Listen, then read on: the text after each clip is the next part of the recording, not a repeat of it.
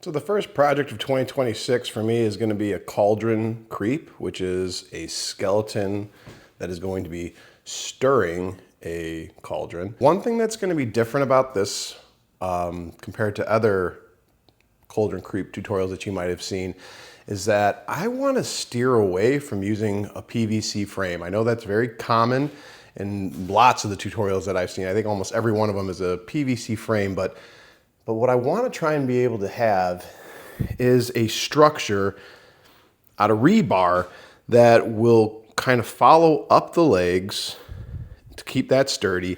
I want to keep using this stand that it came with because I do like the way that it attaches, because you can see that goes right down, there it is, to where the rod connects from essentially the spine of the skeleton, and it goes into this metal pole that is stabilized by that stand. And now obviously I want to be able to hide this. I don't want to have that stand visible. So there's going to be a lot of covering up that's going to have to happen, but I'm planning on putting, you know, the rocks around the cauldron like you've seen, the fake coals with the flashing lights. All that stuff is stuff I'm planning on incorporating, but the big trick for me is how do I make it look like this skeleton is just standing there on its own and not have to use like a PVC frame. And we're going to see if we can make this actually happen.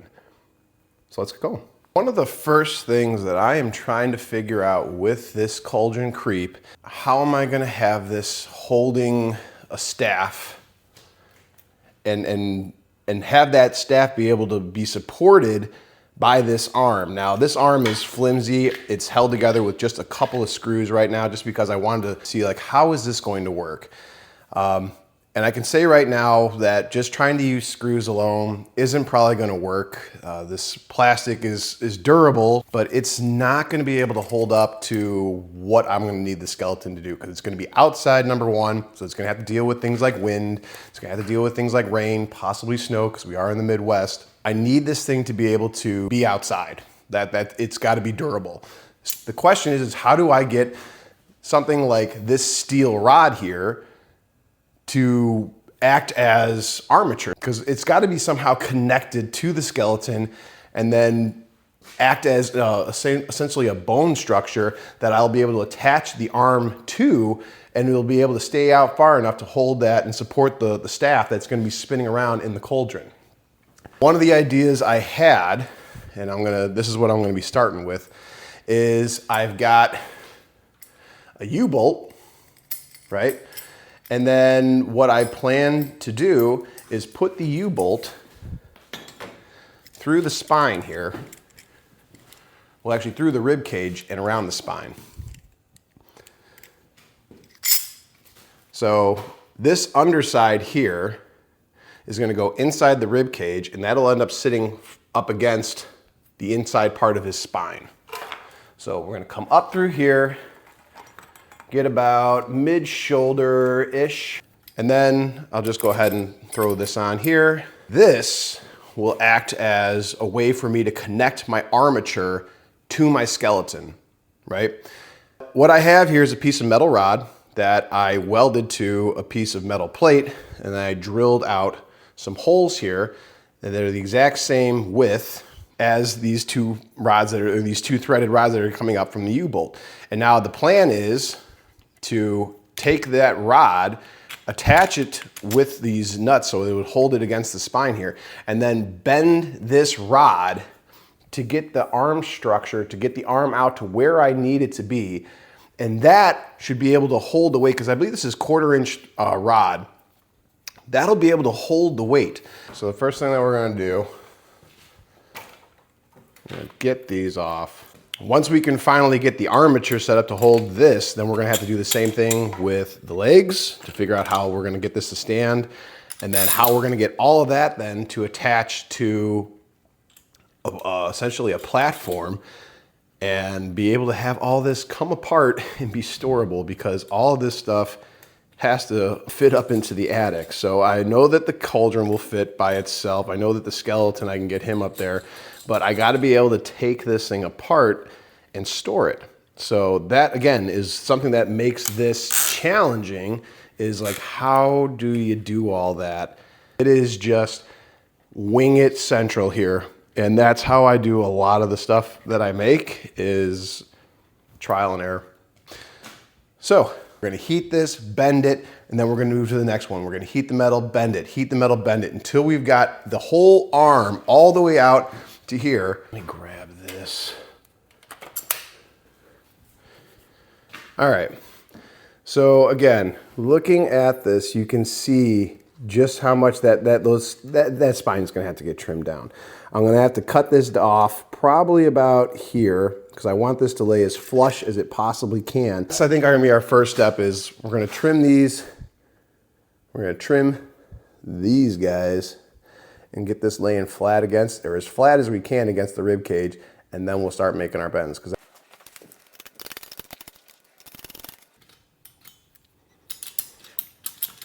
get that off. That's gonna come off. Probably gonna go with these two. I think these are the two that we're gonna wanna trim off, because that's putting us right where we wanna be. But yeah, these are the two that got to go.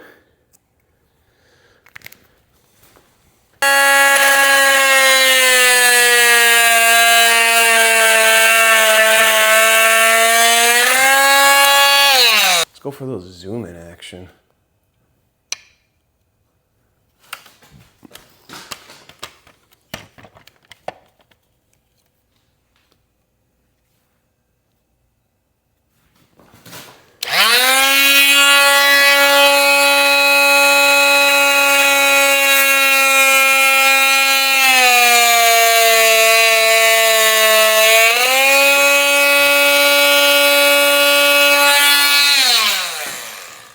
Cool, got that done. All right. I don't know if I want to try there. I think I'm gonna, because this, yeah, I'm gonna go there. All right, so let's see. I'm gonna take this off so we can see a little bit better now. You can see that the U-bolt that I've been tightening has fallen in between the two vertebrae. Not a huge deal, but it is causing a little bit of separation. But again, I'm not worried at all about that. That shouldn't put enough stress on anything to cause any sort of cracking or breaking of the plastic, but we'll be monitoring it as we build, just to make sure that we're not putting too much stress on anything. But this is all, again, just hand tightened. I haven't used a socket wrench to actually tighten this. I just, put the socket on there and tighten it as much as I could by hand. We can see that the bar comes out from here, but I want it to follow the shoulder blade. So I think my first bend, do I want to kind of come down this way and then go in?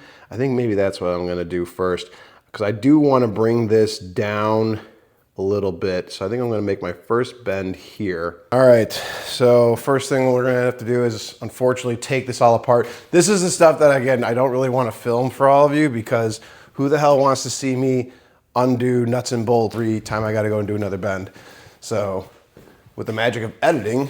All right, so what we're going to do now is, I decided, instead of, keep trying to heat this, bend it, and keep making, tweaks to it, instead what I decided to do is I had actually another piece of metal rod, thinner gauge material, and what I have done is I bent it to the way I essentially want this all to go. All right, so this is what we got. This is what we're now going to take this off with, because this way I also don't have to keep putting it on, taking it off, put it on, take it off, put it on, taking it off. I'm just going to take this and try and bend this 1/4 inch metal rod to be the exact same shape. This is going to be my template. We're going to see if we can make this.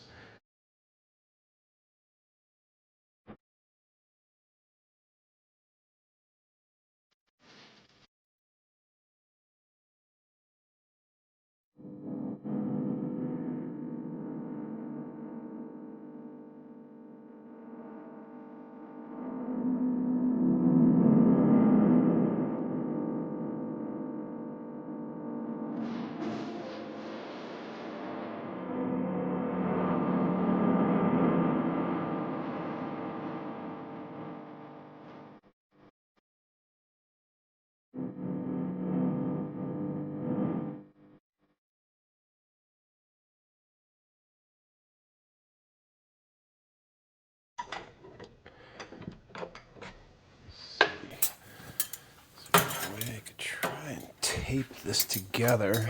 I doubt this is gonna work.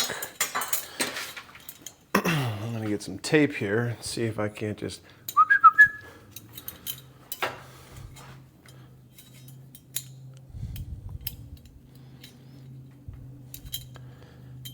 there isn't a snowball's chance in hell that's gonna work.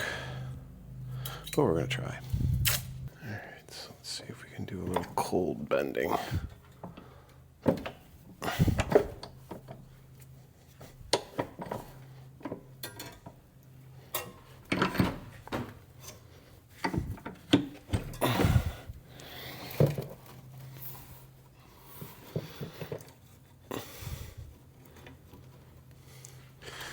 Okay, maybe we're not going to heat this in.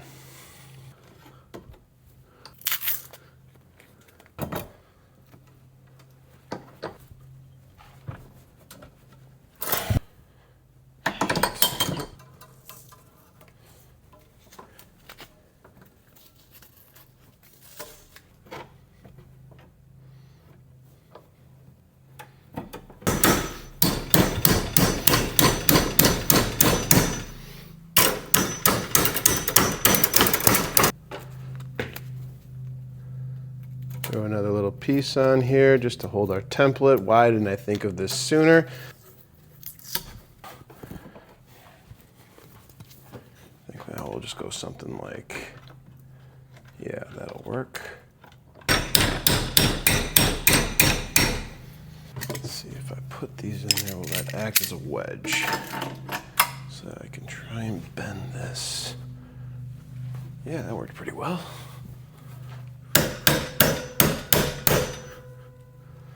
Okay. Let's just stop there for right now. Let's see what this looks like. This is essentially our arm. So let's head back over to our skeleton and see how well we did. And going off first looks here, it's not ideal. So that's probably more of where I want it to go.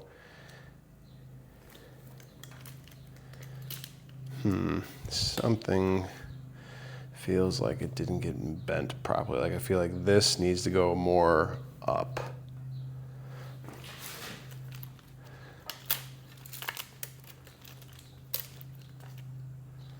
Yeah, I think that's what we're gonna do. I'm just gonna, you know what, I'm gonna try and just manually do it. The hell with it. See what happens.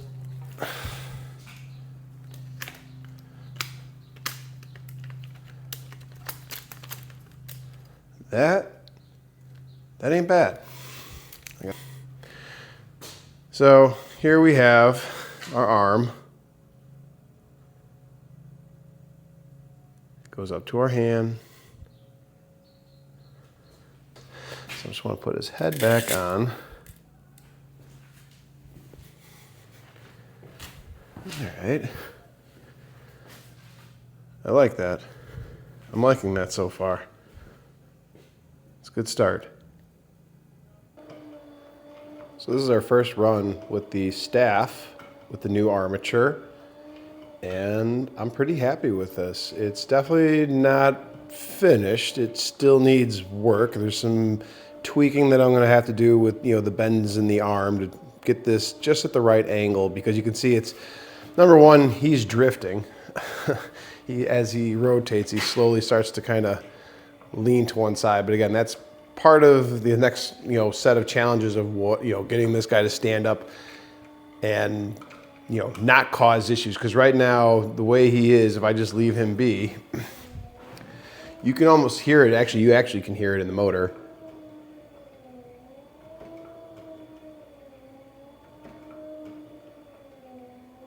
So you can hear like the motor is kind of like getting bogged down. That's partially because it's putting extra weight and extra strain on the motor every time it's going around, because it's not exactly centered, is my guess. And if I can find a way to get this to be up higher, maybe that'll put a little less strain then on the motor. But for a first go, I think this is going to work. So I've made a few modifications since I've been testing it out. First thing that I did is I moved the staff closer to the center for where the motor spins it. I felt that having it too far out was just causing it to rock a little too much. So this isn't as extreme of a motion. It's a little smaller, circulating motion, but I can still play around with that and fine tune it. But the big thing here is it's no longer rocking. It's staying steady. As a matter of fact, I had some supports in that I've removed because it was causing the skeleton, every time it would turn, it would want to go this way. But ever since I've moved the staff closer to the center of the motor, it really hasn't been much of an issue. These are still just finger tightened. And I've made a couple of tiny bends here and there within the arm just to get the height, the arm to be a little bit higher up. But overall, not many other adjustments. So that's going to take care of this part of the Cauldron creep. Next part, we're going to work on trying to figure out how do we stabilize the rest of the skeleton. Then we have the Cauldron, trying to get the Cauldron and the skeleton to attach to a base. And remember, we want to have everything detachable so that way we can store it. So I hope you're enjoying watching this, and stay tuned for the next part. Thanks.